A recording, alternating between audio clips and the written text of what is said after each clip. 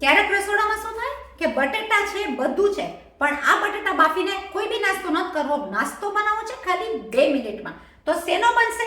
મારી પાસે પડ્યા છે બાફેલા બટેટા. બાફેલા બટેટા જ્યારે પડ્યા હોય અને આ બધી વસ્તુ હોય આપણી પાસે રેડી, તો ફટાફટ નાસ્તો બનાવી નાખશું. એ નાસ્તો ખાવામાં ઉતાવળથી પણ આવ્યો હોય કામેથી કે સ્કૂલેથી, તો 2 મિનિટના નાસ્તાનું ઘણી ફેર એવું થાય નહીં કે જલ્દી જલ્દી કંઈક બનાવી નાખીએ. તો શું બનાવશું? ચાલો લઈ લઈએ પેન્ટ્રીમાંથી એવી વસ્તુ જે ફટાફટ આપણો નાસ્તો બનાવી નાખે, જે છે પૌવા. પૌવાનો નાસ્તો બાફેલા બટેટા હોય તો મારે 2 મિનિટમાં નાસ્તો બનાવો છે, તો કેવી રીતના બનાવી નાખીશ ચાલો મારી સાથે જુઓ મારા રસોડામાં. આ બટેટાની છાલ ઉતારીને કરી નાખશું ઝીણા ઝીણા પીસીસ.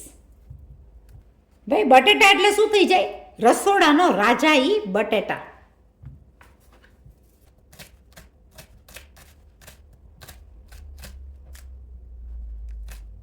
કાપી નાખશું ડુંગળીને પણ ઝીણી ઝીણી.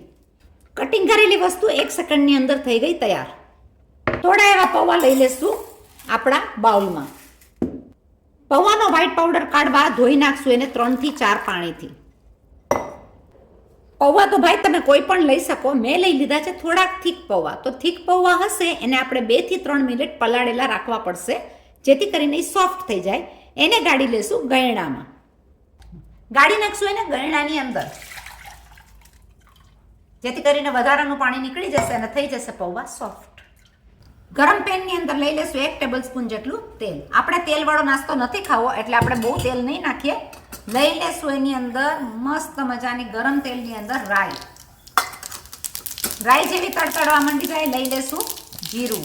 જીરું સાથે હું લઈ લઈશ 1 કે 2 સૂકા મરચાં. સૂકા મરચાં સાથે આપણે લઈ લેશું ઘરનો સૂકેલો લીમડો. લીમડો પડતાની સાથે જાશે એની અંદર હિંગ. થઈ ગયો કડકડતો વઘાર. કડકડતા વઘારમાં લઈ લેશું ડુંગળી. ડુંગળીને કરી નાખશું થોડી એવી પિંકીશ.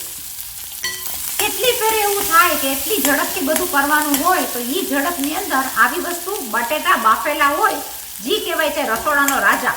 એટલે બટેટા બાફેલામાંથી તમારી 50 વસ્તુ એમને ઊભા થઈ જાય. તો જુઓ આપણી વાતમાં ડુંગળી તો સરસ મજાની પિંકીશ થવા પણ માંડી. લઈ લેશું થોડું એવું મીઠું, જેથી કરીને એકદમ સરસ મજાની પિંક ઉપર થઈ જાય અને થઈ જાય પણ સોફ્ટ. થોડાક ટાઈમમાં ભાઈ ઝડપથી કરવું હોય તો આ પ્રમાણે બધું જ કરવું પડે. લઈ લેશું એની અંદર બટેટા.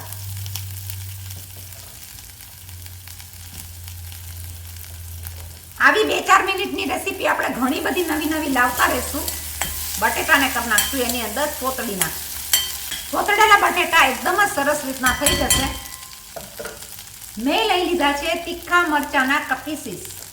તમે કૂટેલા પણ લઈ શકો, કેવું તીખું તમારા ઘરમાં ખવાય એના પ્રમાણે.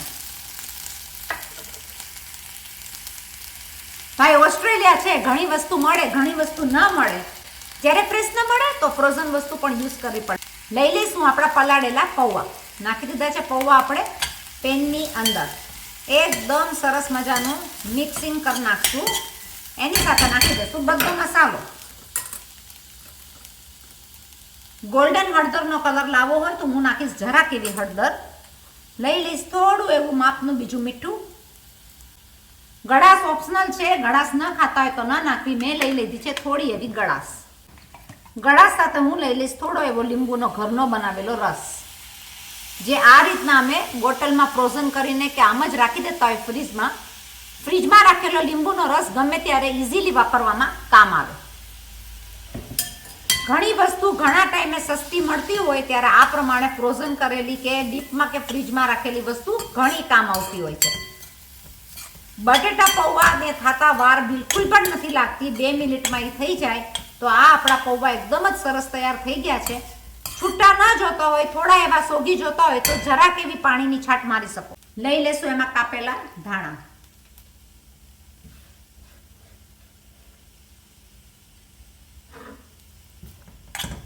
ઘણી વસ્તુ આમાં તમે નાખી શકો.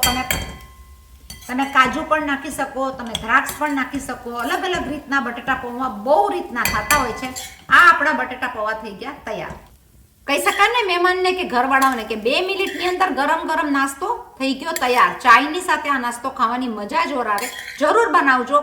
અગર મારી રેસીપી અને મારી ચેનલ તમને ગમે તો તમે લાઈક કરજો, શેર કરજો, સબસ્ક્રાઇબ કરજો, કોમેન્ટ કરજો. ક્યાંથી જુઓ છો, ક્યાંથી કોમેન્ટમાં લખો છો.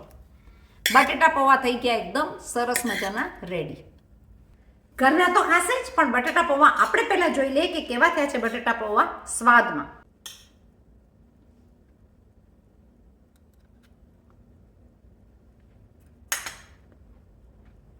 A1 થયા છે, જરૂર બનાવજો. ગળાશ, ખટાશ, તીખાશનું કોમ્બિનેશન એકદમ સરસ આવ્યું છે. 2 મિનિટની રેસીપી, ઝડપમાં બટેટા પૌવા.